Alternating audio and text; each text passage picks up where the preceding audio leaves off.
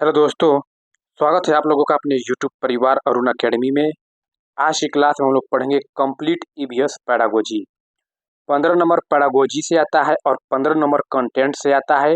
इससे पहले जो कंटेंट का थ्योरी है वो हम बहुत ही शानदार जानदार तरीके से एकदम कंटेंट एनसीईआरटी पैटर्न जितनी है ईवीएस के पढ़ा दिए हैं 15 नंबर कंटेंट। और आज की क्लास में हम लोग पढ़ेंगे 15 नंबर पैडागोजी बहुत ही शानदार जानदार तरीके से। इससे पहले अगर हमारे वीडियो नहीं देखे हैं तो जाकर प्लेलिस्ट में देख सकते हैं। बहुत ही शानदार जानदार तरीके से क्लास चलाई जा रही है। देखिए, ईवीएस ईवीएस का क्लासरूम कैसा होना चाहिए उसको हम लोग देख लेते हैं। ये हम लोग ईवीएस पैडागोजी जो है ये थ्योरी पढ़कर लास्ट में हम प्रीवियस ईयर एग्जामों को रखे हैं, जो आप लोग के लिए बहुत ही हेल्पफुल होगी। इसको पढ़ने के बाद, ये थ्योरी पढ़ने के बाद हम लोग प्रीवियस ईयर क्वेश्चन सॉल्व करेंगे बहुत ही शानदार जानदार तरीके से। तो इसमें पूछता है कि ईवीएस का क्लासरूम कैसा होना चाहिए, तो उसका क्लासरूम डेमोक्रेटिक होनी चाहिए, यानी कि प्रजातंत्र होनी चाहिए। सभी शिक्षा समान होनी चाहिए, किसी को कम या किसी को ज़्यादा नहीं माना चाहिए, सभी संस्कृति को सम्मान करनी चाहिए। और इसमें ईवीएस के क्लासरूम में डिबेट होनी चाहिए, यानी कि बहस करानी चाहिए, बच्चों को चर्चा करानी चाहिए। और पिक्चर रीडिंग, क्या पिक्चर रीडिंग के थ्रू इनके पाठ्यक्रम कराने चाहिए। इसमें एक्सपीरियंशियल लर्निंग होनी चाहिए, स्टोरीज के माध्यम से हम ईवीएस करा सकते हैं। और पीयर लर्निंग मतलब कि अनुभवात्मक रूप से या हम समक्ष रूप से कह सकते हैं। और स्टूडेंट को टास्क क्वेश्चन कराना चाहिए, एक दूसरे से टास्क क्वेश्चन कराना चाहिए।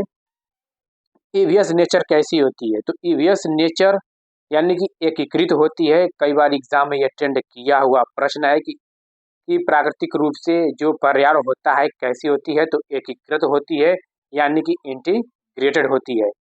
प्राइमरी क्लास के बच्चे अपने इन्वायरमेंट को समग्र रूप में देखते हैं। कैसे देखते हैं? समग्र रूप में देखते हैं, ना कि भागों में, तथा इससे जुड़े किसी भी सब्जेक्ट को साइंस तथा सोशल साइंस के रूप में नहीं देखते हैं। जो ये ईवीएस में जो प्राइमरी क्लास के बच्चे होते हैं उसमें ईवीएस देखिए फर्स्ट सेकंड में तो नहीं पढ़ा जाता है, थर्ड फोर्थ फिफ्थ में ये ईवीएस पढ़ा जाता है। लेकिन ये जो ईवीएस है, क्या साइंस को अलग देखेंगे, सोशल साइंस को नहीं? इसमें साइंस सोशल साइंस का सब्जेक्ट नहीं होता है, ये समग्र रूप से, यानी कि हम यह कह सकते हैं कि ईवीएस में साइंस भी आएगा, सोशल साइंस भी आएगा और पर्यावरण तो रहेगा। तो ईवीएस की कैसे देखते हैं, तो समग्र रूप से, यानी कि इन्वायरमेंट को समग्र रूप में देखते हैं, ना कि भागों भागों में हम लोग तोड़कर देखेंगे।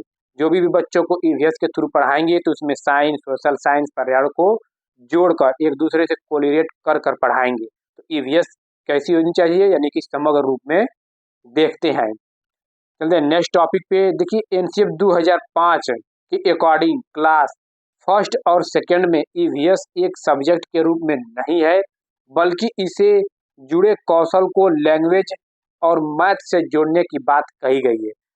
क्या है? फर्स्ट और सेकंड में ईवीएस एक सब्जेक्ट के रूप में नहीं देखी जाती है, और फर्स्ट एंड सेकंड में भी अगर देखते हैं तो उसे लैंग्वेज और मैथ के थ्रू इसको जोड़कर देखी गई है। असेसमेंट, यहाँ असेसमेंट से क्वेश्चन भर भर के हर बार एग्जाम में अटेंड करता है प्रश्न, यानी कि असेसमेंट देख लेते हैं। आकलन होता क्या है? रचनात्मक आकलन, जिसे फॉर्मेटिव असेसमेंट कहते हैं। तो रचनात्मक आकलन यानी कि फॉर्मेटिव असेसमेंट कब किया जाता है? पाठ्यचर्या के दौरान जब असेसमेंट किसी बालक का किया जाता है तो वही रचनात्मक आकलन कहलाता है, यानी कि फॉर्मेटिव असेसमेंट कहलाती है। जैसे मान लीजिए हम आप लोग को पढ़ाते पढ़ाते कोई क्वेश्चन दे दिए, तो यानी कि पढ़ाते पढ़ाते वक्त के दौरान ही आप लोग का आकलन जो होता है वही रचनात्मक आकलन होता है, और ये फॉर्मेटिव असेसमेंट होते हैं। एक होता है योगात्मक आकलन, जिसे समेटिव असेसमेंट कहते हैं। क्या? योगात्मक आकलन को ही समेटिव असेसमेंट कहते हैं।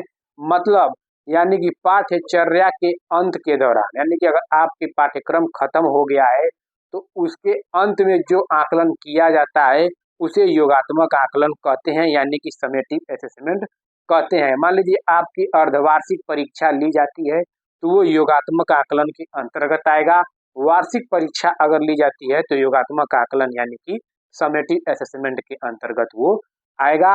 और जो पाठ्यचर्या के दौरान जो आकलन किया जाता है वो फॉर्मेटिव असेसमेंट यानी कि रचनात्मक आकलन होता है और इसको पॉजिटिव माना गया है, क्योंकि सबसे ज़्यादा अगर बच्चे को आकलन असेसमेंट अगर कराया जाता है तो पाठ्यचर्या के दौरान अगर आप आकलन कर रहे हैं तो वो सबसे बेस्ट होगा।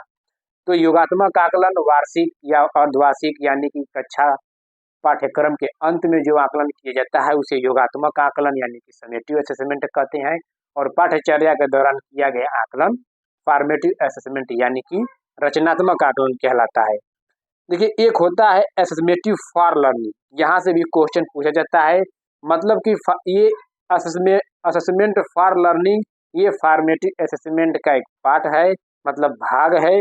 तो इसको सीखने के लिए आकलन यानी कि डायरेक्ट दे देता है कि सीखने के आकलन निम्नलिखित में से हैं, तो वही है सीखने के आकलन, वही पाठ्यचर्या के दौरान जो किया गया आकलन वही सीखने के लिए आकलन कहलाता है। और असेसमेंट ऑफ लर्निंग यानी कि सीखने का आकलन ये भी ये समेटिव असेसमेंट का एक भाग होता है। तो सीखने का आकलन वही समेटिव असेसमेंट जो योगात्मक आकलन होता है कि पाठ्यचर्या के अंत में जो आकलन किया जाता है वही सीखने का आकलन होता है। असेसमेंट एज लर्निंग यानी कि जो सेल्फ यानी कि स्वयं से जो आकलन किया गया वही असेसमेंट एज लर्निंग होता है, यानी कि सीखने के रूप में आकलन दे देगा। सीखने के रूप में आकलन है तो जो बच्चा जो एक्टिविटी अपने द्वारा यानी कि स्वयं से जो कर रहा है वही सीखने के रूप में आकलन होता है। मतलब कि अगर कोई बालक पढ़ रहा है, पढ़ते पढ़ते स्वयं से आंख बंद करके अपना याद कर रहा है तो वो खुद का स्वयं आकलन कर रहा है, यानी कि सीखने के रूप में सेल्फ असेसमेंट, इसी को असेसमेंट एज लर्निंग कहते हैं। चलते हैं नेक्स्ट टॉपिक पे। देखिए, थीम से क्वेश्चन पूछता है, और ये देखिए थीम से क्वेश्चन यही पूछता है कि थीम कितनी होती है। तो थीम देखिए याद कर लीजिए, छह थीम होते हैं। कितने? 6 थीम होते हैं। और जो फैमिली और फ्रेंड जो होती है, फैमिली एंड फ्रेंड, इसके उप थीम पूछ लेते हैं, यानी कि फैमिली एंड फ्रेंड के उप थीम कितने हैं, यानी कि सब थीम कितने हैं, तो 4, यानी कि relationship, work and play, animals, plants they देगा। निम्नलिखित में से फैमिली एंड फ्रेंड्स के उप थीम नहीं है, तो इसमें से 3 दे देगा कोई और 1 नहीं देगा तो वो उप थीम नहीं रहेगा। और दे देगा निम्न में से कौन सा सब थीम है या सब थीम, यानी कि उप थीम कितने हैं या थीम कितने हैं, दे देगा कितने थीम है, तो 6 प्रकार के थीम है। Family and food, friend, food, water, shelter, travel और things we make and do. तो लोग याद रखिएगा थीम कितने प्रकार के होते हैं, तो 6 होते हैं। और फैमिली एंड फ्रेंड के कितने उप थीम है, यानी कि सब थीम, तो 4। इनके नाम याद रखिएगा, ये एग्जाम में डायरेक्ट पूछ लेता है निम्न में से कौन नहीं है और कौन है। देख लेते हैं टूल्स ऑफ इवेल्युएशन, मतलब बहुत ही इंपॉर्टेंट है। देखिए, पोर्टफोलियो, मतलब पोर्टफोलियो क्या होता है? पोर्टफोलियो वह होता है मतलब एक प्रकार की फाइल होगी, उस बच्चे में, उस फाइल में बच्चे का नाम, बच्चे की अचीवमेंट, बच्चे की कमियां क्या क्या हैं, सब फाइल में एक रिकॉर्ड के तौर पे लिखी जाती हैं। बच्चे के माता पिता का नाम, मतलब बच्चे की क्या क्या गुड बैड सब है, वो पोर्टफोलियो के थ्रू उस बच्चे की अचीवमेंट कमी जितने भी हैं सब उसमें इंक्लूड होता है। एक क्लास से दूसरे क्लास में अगर जाते हैं तो नेक्स्ट टीचर को दे दिया जाता है, और बच्चों का जितनी भी एक्टिविटी है रहती है नेक्स्ट क्लास के अध्यापक को पता चल जाता है कि बच्चे की क्या अचीवमेंट है, क्या कमियां हैं, क्या है, मतलब यही पोर्टफोलियो कहलाता है। एक तरह से कहें कि बच्चे के सारे रिकॉर्ड जो रहते हैं वो पोर्टफोलियो के अंतर्गत आता है। रिकॉर्ड देख लेते हैं। देखिए, एक रिकॉर्ड एक एनेक्डोटल रिकॉर्ड होता है, एक कम्युलेटिव रिकॉर्ड होता है। तो एनेक्डोटल रिकॉर्ड में इसमें बच्चे के सभी तरह के रिकॉर्ड रखे जाते हैं, जैसे बिहेवियर हुआ, स्किल, एटीट्यूड, ये एनेक्डोटल रिकॉर्ड के अंतर्गत बच्चे के रिकॉर्ड रहते हैं। और कम्युलेटिव रिकॉर्ड, इसमें बच्चे के क्लास से संबंधित रिकॉर्ड रखे जाते हैं। क्या? क्लास से संबंधित जो बच्चे की रिकॉर्ड रखे जाते हैं वो क्यूमुलेटिव रिकॉर्ड कहलाता है। जैसे एकेडमी, अटेंडेंस, अचीवमेंट्स, ये सब क्या है? बच्चे के क्लास से संबंधित, जितने भी क्लास से संबंधित होंगे सब क्यूमुलेटिव रिकॉर्ड के अंतर्गत आते हैं। रेटिंग स्केल, देखिए रेटिंग स्केल होता क्या है? रेटिंग स्केल ये होता है कि जैसे मान एक पैमाना है बच्चे का, जैसे कि मान लीजिए आप कितने रेटिंग दे रहे हैं बच्चे को, यानी कि आप इसकी आकलन कर रहे हैं, असेसमेंट कर रहे हैं बच्चों की। तो मान लीजिए 10 नंबर कोई दिया, नेक्स्ट 15, नेक्स्ट 20, 25, ऐसे क्या होता है, एक जैसे मान लीजिए रिक्टर स्केल पैमाना मापा जाता है, वैसे ही होता है, बच्चों की एक रेटिंग स्केल दी जाती है। रूब्रिक्स, रूब्रिक्स क्या होता है? रूब्रिक्स अगर हम कहें तो रूब्रिक्स उसे कहते हैं जो मौखिक रूप से ज़्यादा प्रचलित हो, मतलब मौखिक रूप से हो, वही रूब्रिक्स होता है।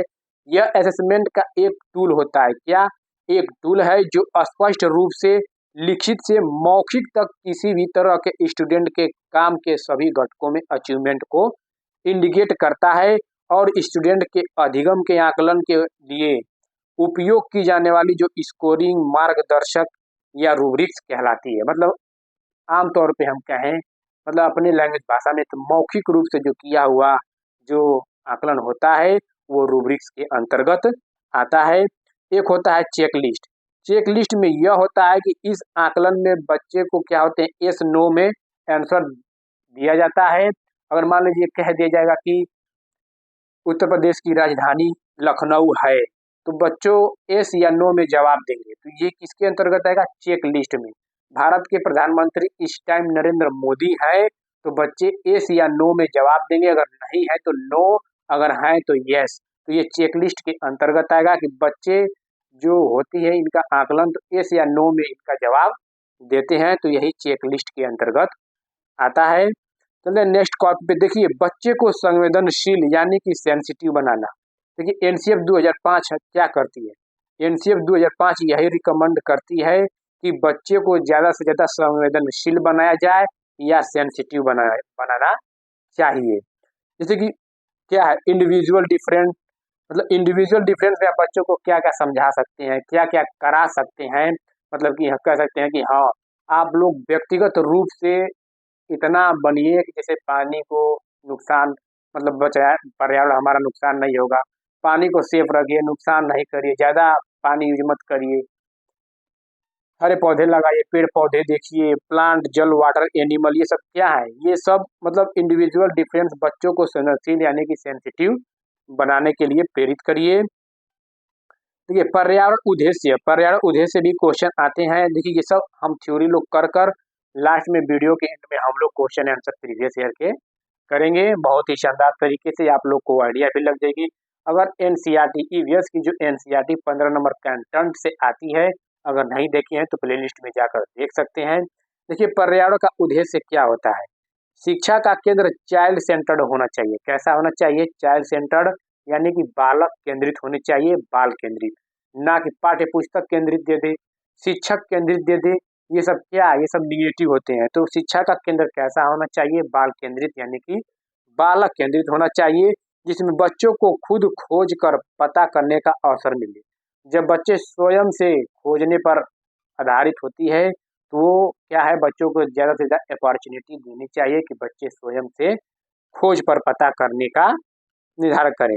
बच्चों में रटने यानी कि रोट की प्रवृत्ति कम हो, और परिभाषाएं यानी कि डिफिनेशन वर्ण आदि को स्थान नहीं दे। जहाँ परिभाषा की बात करें, जहाँ बच्चे में रटने की क्षमता की बात करें, रोट मेमोरीज की बात करें, वो निगेटिव हो जाएगा।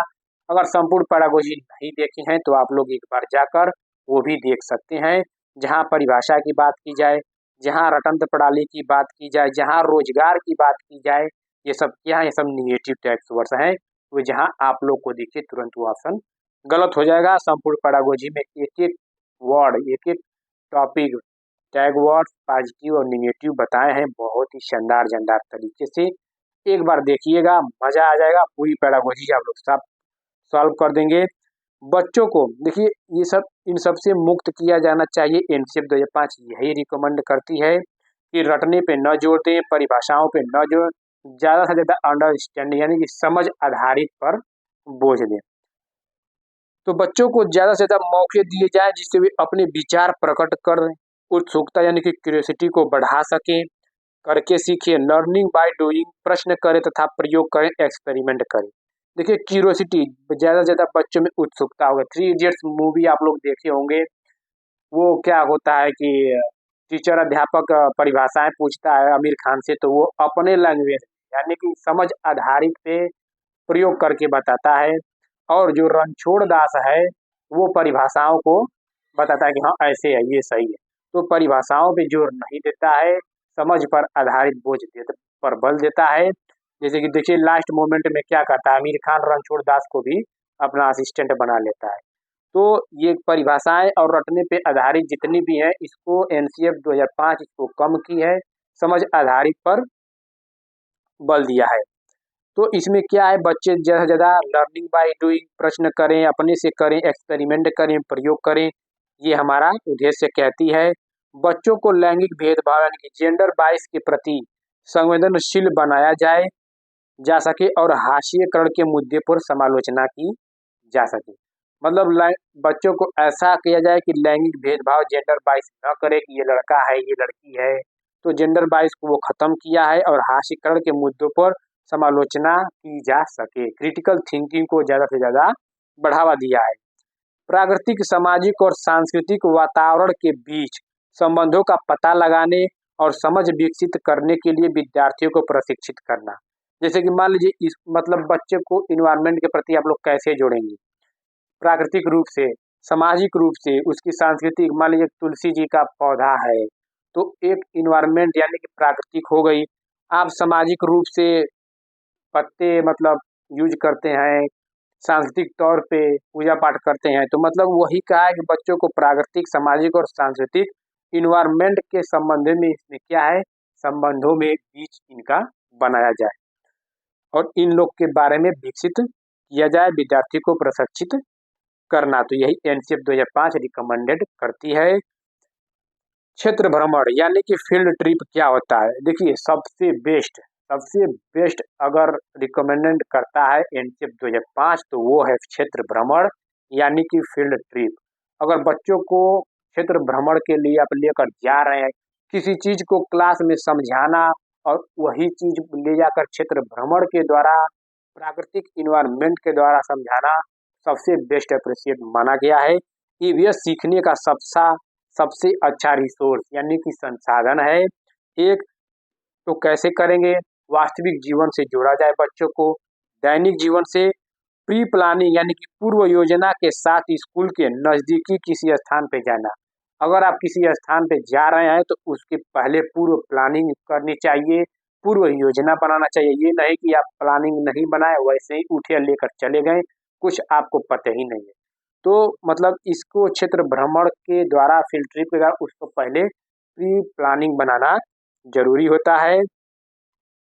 ईवीएस की पढ़ाई को क्लास के बाहर भी जोड़ा जाए, मतलब क्लास के बाहर वास्तविक जीवन से जोड़ा जाए यानी कि दैनिक जीवन से जोड़ा जाए, ताकि एक्टिविटीज द्वारा बच्चों में अवलोकन यानी कि ऑब्जर्वेशन क्षमता के लिए ऑब्जर्वेशन किया जाए। मान लीजिए कोई जा रहा है, पेड़ है, पत्ते हैं, आप लोग किसी चीज को बता रहे हैं तो उस चीज को प्रासंगिक रूप से ऑब्जर्वेशन करें, अवलोकन करें बच्चे।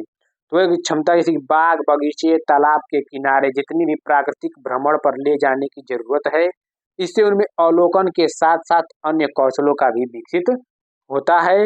और सबसे मोस्ट इम्पोर्टेंट कि उन्हें वास्तविक जीवन से कोरिलेट कराया जाए। ईवीएस की टीचर, देखिए ईवीएस टीचर मतलब कैसी होनी चाहिए, बच्चे को महत्व देना, मतलब जो बच्चे को महत्व देगा उसके अकॉर्डिंग अगर टीचर है, ईवीएस की टीचर ऐसा ही होनी चाहिए कि बच्चों के अकॉर्डिंग उसको महत्व दे।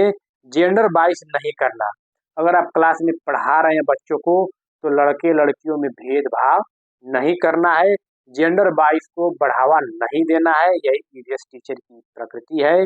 समय समय पर मूल्यांकन करना, बच्चे की समय समय पर अर्धवार्षिक परीक्षा हो, वार्षिक परीक्षा हो, फॉर्मेटिव असेसमेंट जैसे कि रचनात्मक आकलन हो, समय समय पर इनका मूल्यांकन करना जरूरी है। लोकतांत्रिक यानी कि डेमोक्रेटिक क्लास का माहौल बनाए रखना।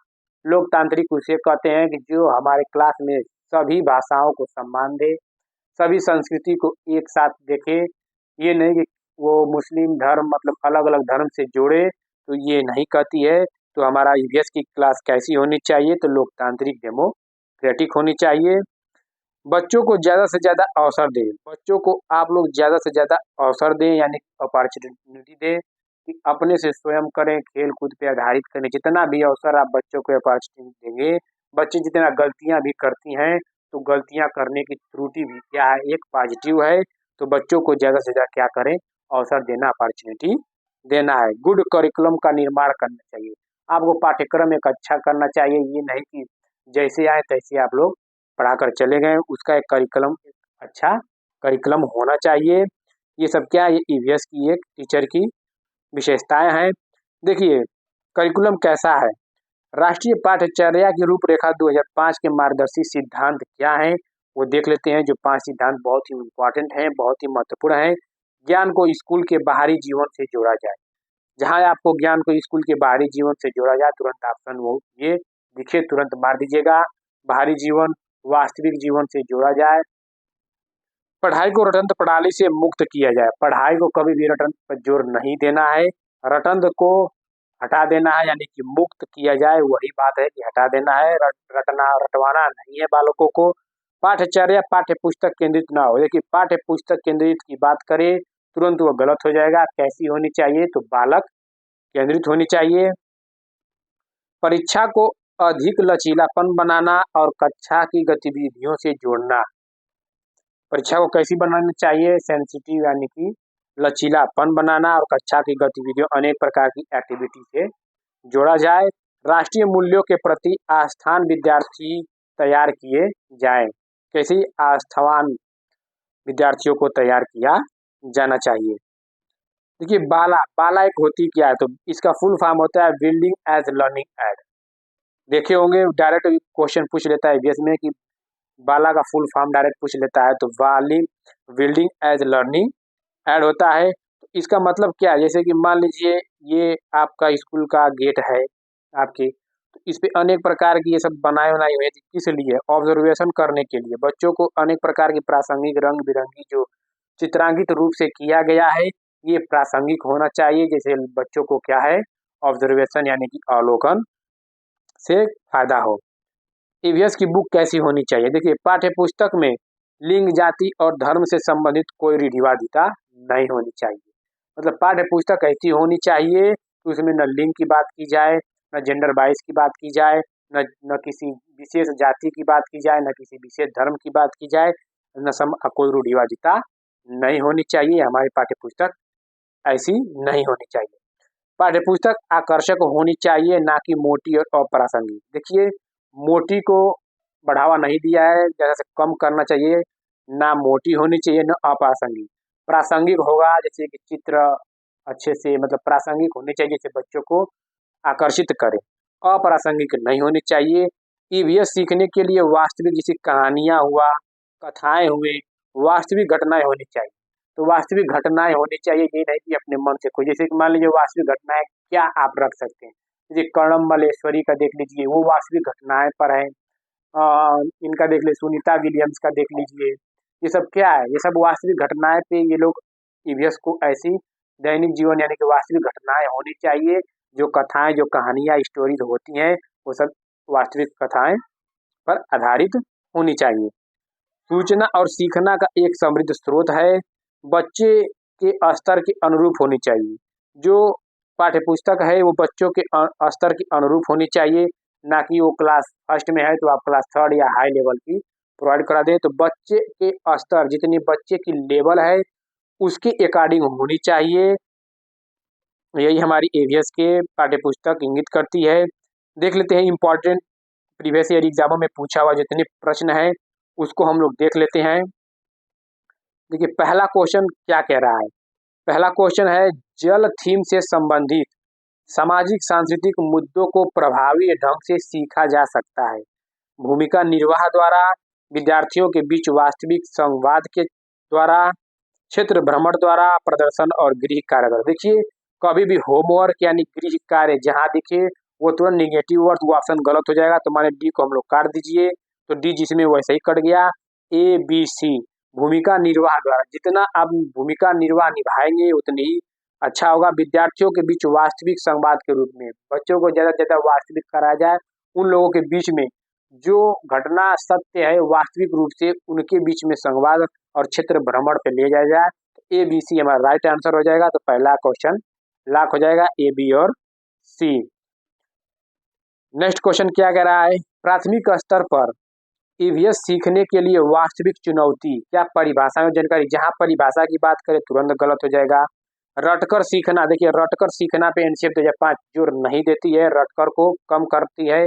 अवधारणाओं का विवरण, देखिए जहां विवरण, ये विवरण क्या है, मूल्यांकन के तो संकेतक हैं विवरण, बट विवरण जहां ये देखिए ये विवरण क्या है, ये निगेटिव वर्ड्स है। संपूर्ण पेडागोजी में सब बताए हैं, तुरंत विवरण जहां दिखे तुरंत वो ऑप्शन गलत हो जाएगा। तो विद्यार्थियों के लिए खुद को व्यक्त करने की अवसर दे, यानी कि अपने से स्वयं से खुद को अपॉर्चुनिटी करने का अवसर देना ज्यादा बढ़िया होगा। तो ऑप्शन नंबर 4 राइट आंसर हो जाएगा, विद्यार्थियों के लिए खुद को व्यक्त करने के अवसर है। देखिए बच्चों के लिए क्या है, बच्चों के लिए ईवीएस कक्षा में अधिकतम क्या होना चाहिए। वाद विवाद का प्रावधान बिल्कुल सत्य है, अनुभवात्मक सीखना ये भी सत्य है, कहानियों के माध्यम से, क्या कहानियों के माध्यम से, तथ्य सूचना, देखिए सूचनाएं जहां दिखे एनसीएफ 2005 जानकारी और सूचना से बचा जाए, यानी कि ये गलत हो जाएगा डी। तो ए बी सी सत्य हो जाएगा, ऑप्शन नंबर 3 लाख हो जाएगा। चलिए नेक्स्ट क्वेश्चन, देखिए प्राथमिक कक्षाओं का पर्यावरण अध्ययन वह विषय क्षेत्र है जिसमें एकीकरण है। देखिए एकीकरण में हम क्या बताएंगे, हमारा ईवीएस कैसी होनी चाहिए, एकीकरण होनी चाहिए, इंटीग्रेटेड होनी चाहिए, उसमें सामाजिक विज्ञान विज्ञान और ईवीएस सब समग्र रूप से देखा जाना चाहिए। तो वही है कि पर्यावरण अध्ययन वह विषय जिसमें एकीकरण, तो विज्ञान एवं पर्यावरणीय सिर्फ सामाजिक विज्ञान के संप्रतियों को पर मुद्दों एवं विज्ञान एवं सामाजिक विज्ञान के संपर्क मुद्दे, देखिए इसमें विज्ञान सामाजिक विज्ञान और पर्यावरण तीनों को तीनों दिया है। तो विज्ञान सामाजिक विज्ञान और पर्यावरण को समग्र रूप से एक ही रूप में देखा जाए, तो ऑप्शन नंबर 4 राइट आंसर हो जाएगा। चलते हैं नेक्स्ट क्वेश्चन, देखिए ईवीएस का सीखना आधारित है, ईवीएस का सीखना आधारित है, देखिए सरल से जटिल के सिद्धांत की ओर, जटिल से सरल के सिद्धांत पर, या वैश्विक से स्थानीय के सिद्धांत पर, अमूर्त से मूर्त के सिद्धांत। तो ऑप्शन नंबर पहला हम लोग का लाख हो जाएगा, सरल से जटिल के सिद्धांत पर। पहले बालक को आप सरल चीज सिखाएंगे तब जटिल की तरफ बढ़ेंगे, ये नहीं कि आप पहले जटिल सिखाएंगे तब जाके सरल सिखाएंगे, ये गलत हो जाएगा। पहले आसान भाषा में सिखाइए तब जटिल की ओर लेके जाइए। ये स्थानीय से वैश्विक होता है, ना कि वैश्विक से स्थानीय, तो ये भी गलत। ये मूर्त से अमूर्त होता है, पहले बच्चों को जो पकड़कर जो देखकर जो छूकर समझ सके तब मूर्त से अमूर्त की ओर लेकर जाना चाहिए, तो ये भी गलत हो जाएगा। तो ऑप्शन नंबर हम लोग का पहला राइट आंसर हो जाएगा, सरल से जटिल के सिद्धांत पर। देखिए एक ईवीएस शिक्षक एक आकलन उपकरण का उपयोग करता है जो न केवल सबसे अच्छा बल्कि एक समय में बच्चे के सभी प्रकार के कार्य या गतिविधियों को एकत्र, देखिए यहाँ पे क्या है, सभी प्रकार के कार्य और गतिविधियों को एकत्र करता है। तो क्या करता है, रूब्रिक करता है या पोर्टफोलियो या उपज्ञानात्मक रिकॉर्ड या प्रेक्षण पत्र। ईवीएस शिक्षक एक आकलन उपकरण का प्रयोग करता है जो न केवल सबसे अच्छा बल्कि एक समय सभी बच्चे के सभी प्रकार के एक्टिविटी, क्या बताएं सभी प्रकार के बच्चे जिसकी क्या अचीवमेंट है, क्या कमियां है, नाम पता माँ बाप सब प्रकार के, तो वो किस में आएगा, पोर्टफोलियो के अंतर्गत आएगा। तो ऑप्शन नंबर 2 यहाँ पे राइट आंसर हो जाएगा। नेक्स्ट क्वेश्चन क्या कह रहा है, पर्यावरण अध्ययन के सीखने के आकलन का एक उदाहरण कौन सा है। कार्यपत्रक के द्वारा विद्यार्थियों का भारत के मानचित्र पर भारत के तटीय राज्यों को खोजना, विद्यार्थियों को अगले स्तर में भेजने के लिए वार्षिक परीक्षाएं लेना, पर्यावरण अध्ययन अवधारणाओं के निष्पादन के स्तर को ज्ञात करने के लिए अर्धवार्षिक, देखिए यहाँ पे वार्षिक परीक्षाएं अर्धवार्षिक परीक्षाएं, ये कौन सा हो गया, यहाँ पे देखिए सीखने के लिए आकलन, तो ये हो गया असेसमेंट, समेटिव असेसमेंट यानी कि योगात्मक आकलन हो गया। अभिभावकों को उनकी उपलब्धियों के विषय में बताने के लिए, क्या ये सीखने के लिए अभिभावकों के बारे में नहीं, कार्यपत्रक के द्वारा विद्यार्थियों का भारत के मानचित्र पर भारत के तटीय राज्यों को खोजना सीखने के लिए आकलन, यही ऑप्शन नंबर पहला राइट आंसर हो जाएगा। नेक्स्ट क्वेश्चन देखिए क्या कह रहा है, प्राथमिक स्तर के ईवीएस के पाठ्यचर्या के अनुसार विद्यार्थियों को हमारे देश के कुछ सामाजिक मुद्दों के प्रति संवेदनशील बनाया जाता है। इस पे सामाजिक मुद्दों के प्रति संवेदनशील बनाया जाता है। पहचान करें कि निम्न में से कौन सामाजिक मुद्दों को पाठ्यचर्या में लिया गया है। बाल मजदूरी एवं वर्ग असमानताएं, बिल्कुल ऑप्शन नंबर पहला ही राइट आंसर हो जाएगा, क्योंकि बाल मजदूरी वर्ष मतलब 14 वर्ष से नीचे बालक होते हैं, बाल मजदूरी वही सामाजिक मुद्दे हैं। जाति भेदभाव दहेज, देखिए ये भी जाति भेदभाव दहेज प्रथा भी सामाजिक मुद्दे हैं, लेकिन यहाँ पे प्राथमिक स्तर की बात की गई है, यहाँ पे उच्च प्राथमिक की बात नहीं की गई। और उच्च प्राथमिक की बात करती तो यहाँ पे जाति भेदभाव ये भी सामाजिक मुद्दे हो जाते हैं। बाल मजदूरी एवं घरेलू ये भी है, जाति भेदभाव, घरेलू हिंसा, सब जो घरेलू हिंसा है ये भी सामाजिक मुद्दे के पार्ट हैं, लेकिन यहाँ पे प्राथमिक स्तर की बात कही है। तो ऑप्शन नंबर पहला हम लोग का राइट आंसर हो जाएगा, बाल मजदूरी एवं वर्ग असमानताएं। देखिए निम्न में से प्राथमिक स्तर के पर्यावरण अध्ययन का क्या उद्देश्य है? प्राथमिक स्तर के पर्यावरण अध्ययन का क्या उद्देश्य? लैंगिक भेदभाव से संबंधित मुद्दों पर सीखने वालों को संवेदनशील बनाना, बिल्कुल ठीक है। स्थानीय उपलब्ध सामग्रियों से सरल प्रारूपों का विकास करना, स्थानीय उपलब्धि सामग्रियों से सिर्फ विद्यार्थियों को उच्च प्राथमिक विज्ञान संप्रत्यों में क्रमिक रूप से तैयार करना, विद्यार्थियों को उनके आसपास पड़ोस में व्यावसायिक विकल्प ही। तो ऑप्शन नंबर पहला हम लोग का राइट आंसर हो जाएगा, लैंगिक भेदभाव से संबंधित मुद्दों पर सीखने वाले को संवेदनशील बनाना। तो ऑप्शन नंबर पहला राइट आंसर हो जाएगा। चलते हैं नेक्स्ट क्वेश्चन। देखिए प्राथमिक स्तर पर पर्यावरण अध्ययन का उद्देश्य निम्नलिखित में से कौन सा हो सकता है? प्राथमिक स्तर पर विशेष रूप से प्राकृतिक पर्यावरण के संबंधों में बच्चों की जिज्ञासा और रचनात्मकता का पोषण करना, बिल्कुल सत्य है ये। पर्यावरण के मुद्दों के बारे में जागरूकता विकसित करना, ये भी सत्य है। बच्चे को खोजपूर्ण और व्यावसायिक गतिविधियों में शामिल करना, ये भी सत्य। जितने बच्चे क्या करें खोजपूर्ण स्वयं पे आधारित होंगे वो क्या है, सत्य है, पॉजिटिव है। बच्चों को ज्ञान की एक निश्चित निकाय के, देखिए एक निश्चित निकाय, क्या बालक को एक निश्चित ही मानेंगे? नहीं, निश्चित अनिश्चित, यानी कि इन्फिनिटिव। जितने बच्चे अनिश्चित रूप से सीखेंगे वो सबसे ज्यादा बेस्ट होगा। तो यहाँ पे डी गलत हो जाएगा, तो ए बी सी हमारा सही हो जाएगा। तो ऑप्शन नंबर 2 राइट आंसर हो जाएगा। चलिए नेक्स्ट क्वेश्चन देखिए, ईवीएस सीखने के लिए कौन सबसे अच्छा संसाधन हो सकता है? क्षेत्र भ्रमण, स्कूल पुस्तकालय, ट्विटर या फेसबुक? तो यानी कि क्षेत्र भ्रमण, फील्ड ट्रिप, हम क्या बताए हैं कि क्षेत्र भ्रमण ये सबसे बेस्ट ऑप्शन है। तो ईवीएस सीखने के लिए कौन सबसे संसाधन है? तो क्षेत्र भ्रमण यानी कि फील्ड ट्रिप, ऑप्शन नंबर पहला राइट आंसर हो जाएगा। ईवीएस को प्रामाणिक एवं अर्थपूर्ण सीखने के लिए क्षेत्र भ्रमण के माध्यम से शिक्षक निम्न का उपयोग कर सकता है। देखिए अर्थपूर्ण सीखने के लिए और प्रामाणिक ऑथेंटिक, तो संरचनात्मक कार्यपत्रक, असंरचनात्मक कार्यपत्रक, भ्रमण के लिए औपचारिक निर्देश, छात्रों के समूह एवं उनके नेता का गठन। तो देखिए छात्रों के समूह उनके नेता का गठन, बिल्कुल सत्य यह है, क्योंकि एक छात्र होते हैं, समूह का एक नेता होता है, उसका गठन भी का, और संरचनात्मक कार्यपत्रक भी हो जाएगा। तो यानी कि ए डी हमारा तो सत्य हो गया। ए डी भ्रमण के लिए औपचारिक निर्देश। देखिए असंरचनात्मक कार्यपत्रक नहीं होगा, संरचनात्मक कार्यपत्रक और भ्रमण के लिए औपचारिक निर्देश, मतलब कि आप भ्रमण कर रहे हैं तो उसको औपचारिक रूप से आप निर्देश दे सकते हैं। ये नहीं कि जो मन कर गया वही आप निर्देश देंगे। तो औपचारिक रूप से निर्देश, यानी कि ए सी और डी हमारा सत्य हो जाएगा। तो ऑप्शन नंबर पहला राइट हो जाएगा, ए सी और डी। चलते हैं नेक्स्ट क्वेश्चन देखिए, एक पर्यावरण अध्यापक अपने विद्यार्थियों को एक पर्यावरण संरक्षक कैसे बना सकता है? सर्वश्रेष्ठ संभावना चुनिए।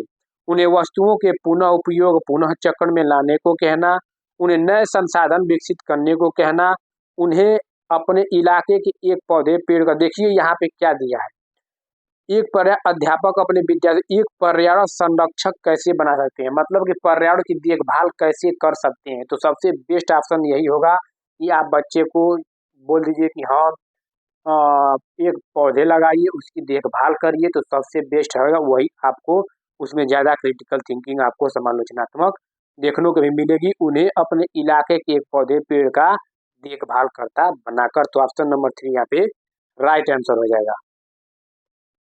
नेक्स्ट क्वेश्चन, पर्यावरण अध्ययन के अध्यापक को करना चाहिए पाठ्यचर्या का निर्माण, पाठ्यचर्या का पालन, पाठ्यचर्या का हस्तांतरण, क्रियान्वयन। पाठ्यचर्या का निर्माण करना चाहिए, तो ऑप्शन नंबर पहला राइट आंसर हो जाएगा।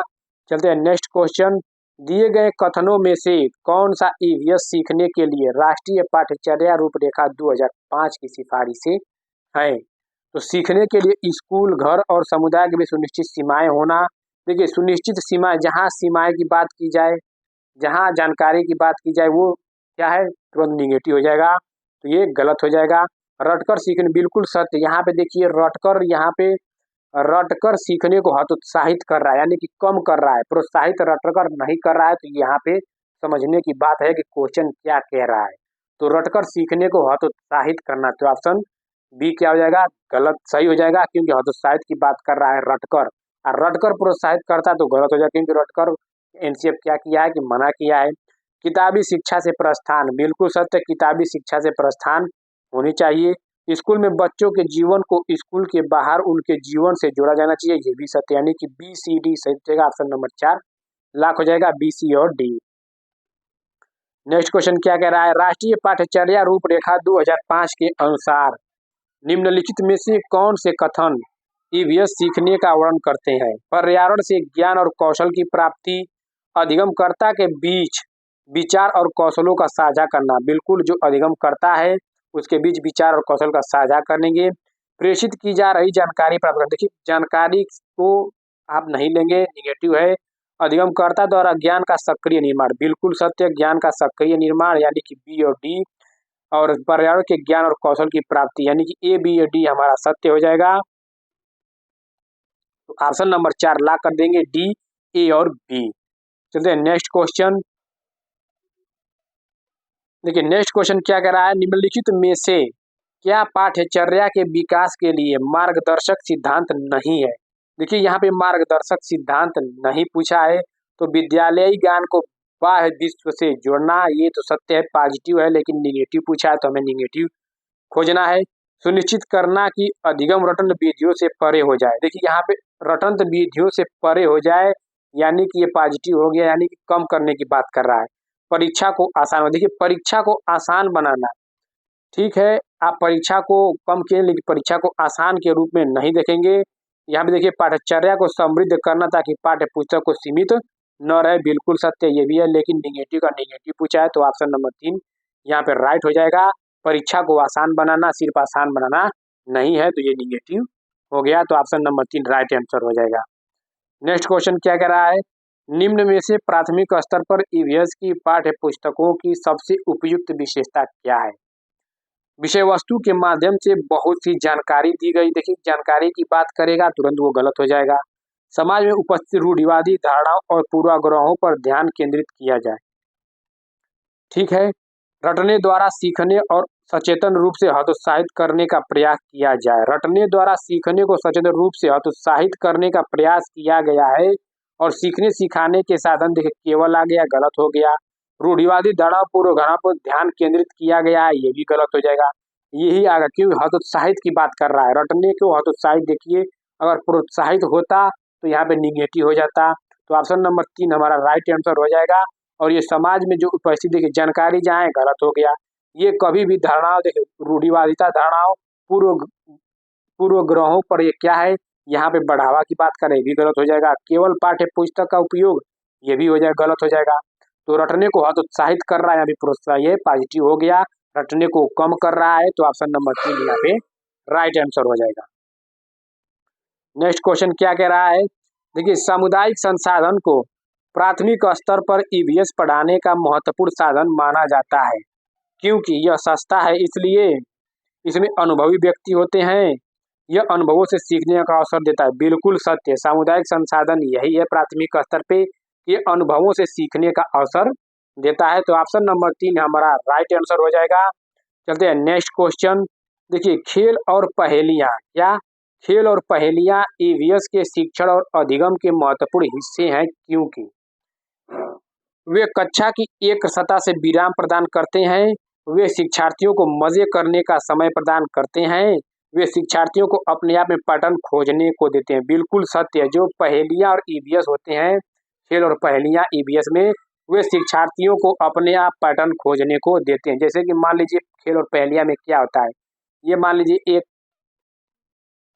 रेक्टेंगल दे दिया, फिर सर्कल दे दिया, उसके बाद 2 रेक्टेंगल दे दिया, उसके बाद सर्कल दे दिया, फिर उसके बाद 3 रेक्टेंगल दे दिया, फिर सर्कल दे दिया, तो उसके बाद क्या रेक्टेंगल आएगा, तो 4 रेक्टेंगल आएगा। तो वही है कि खेल और पहेलियां ईवीएस के शिक्षण और अधिगम के महत्वपूर्ण हिस्से हैं, तो क्या है, तो शिक्षार्थियों को अपने आप पैटर्न खोजने को देते हैं। तो ऑप्शन नंबर 3 यहाँ पे राइट आंसर हो जाएगा। नेक्स्ट क्वेश्चन देखिए क्या कह रहा है, खेल और पहेलियां ईवीएस के शिक्षण और अधिगम के महत्वपूर्ण अधिगम है क्योंकि। देखिए वही क्वेश्चन आ गया। तो वे शिक्षार्थियों को अपने यहाँ पैटर्न खोजने को देते हैं। तो ऑप्शन नंबर 3 राइट आंसर हो जाएगा, यही अभी जस्ट बताए हैं। देखिए नेक्स्ट क्वेश्चन क्या कह रहा है, आज के लास्ट क्वेश्चन बहुत ही इंपॉर्टेंट है। श्री सुहासा समुदाय से प्राप्त उदाहरणों का प्रयोग करते हुए पर्यावरण चीजों की पारस्परिक निर्भरता। देखिए आप लोग कीवर्ड इस पे ध्यान दीजिए, पारस्परिक निर्भरता का विचार सिखा रहे हैं। पारस्परिक निर्भरता क्या होता है, जैसे मान लीजिए हम बात कर रहे हैं किसी से, मतलब उससे भी मुझे लाभ प्राप्त हो और मुझसे जो सामने वाला व्यक्ति है उसको भी मुझसे लाभ हो, मतलब एक दूसरे को लाभ प्राप्त हो, वही पारस्परिक निर्भरता, एक दूसरे पे निर्भर रहते हैं। दो व्यक्ति हैं तो दोनों आमने सामने एक दूसरे पे निर्भर रहेंगे, ना कि सिर्फ एक। तो वही है कि पारस्परिक निर्भरता का विचार सिखा रहे हैं। निम्न में से कौन ऑप्शन है, तो यातायात के संकेत। मान लीजिए यातायात के संकेत हैं, हम लोग बाइक से जा रहे हैं तो यातायात के संकेत हुआ, तो हम लोग सिर्फ और सिर्फ हम ही लोग तो लाभ लिए यातायात के संकेत से, मतलब हमसे तो यातायात के संकेत लाभ लिए नहीं, इसलिए वो गलत हो जाएगा। देखिए चाय की दुकान, चाय की दुकान यहाँ पे क्या हो जाएगा, बेस्ट ऑप्शन यही राइट आंसर हो जाएगा, क्योंकि अगर चाय की दुकान पे हम लोग जा रहे हैं तो उससे हम लोग चाय पियेंगे यानी कि उससे हमें लाभ हुआ, और हम लोग पैसे देंगे यानी कि उसको भी हम लोग से लाभ हुआ। तो यानी कि पारस्परिक निर्भरता, एक दूसरे पे निर्भर हुए। और परित्यक्ता तालाब, तालाब क्या है, तालाब, तालाब का हम लोग पानी यूज करेंगे तो हम लोग को लाभ मिला सिर्फ, पारस्परिक तालाब को तो नहीं, सीवेज नाली ये भी नहीं। तो एक दूसरे से जिससे प्राप्त लाभ पारस्परिक निर्भर हो वही होता है। तो चाय की दुकान यहाँ पे राइट आंसर हो जाएगा। आई होप दोस्तों आप लोग को वीडियो अच्छा लगा हो तो चैनल को लाइक सब्सक्राइब शेयर कमेंट कर दीजिए, जिससे हमें मोटिवेट मिलता रहे। ठीक है दोस्तों, आप लोग का बहुत बहुत धन्यवाद।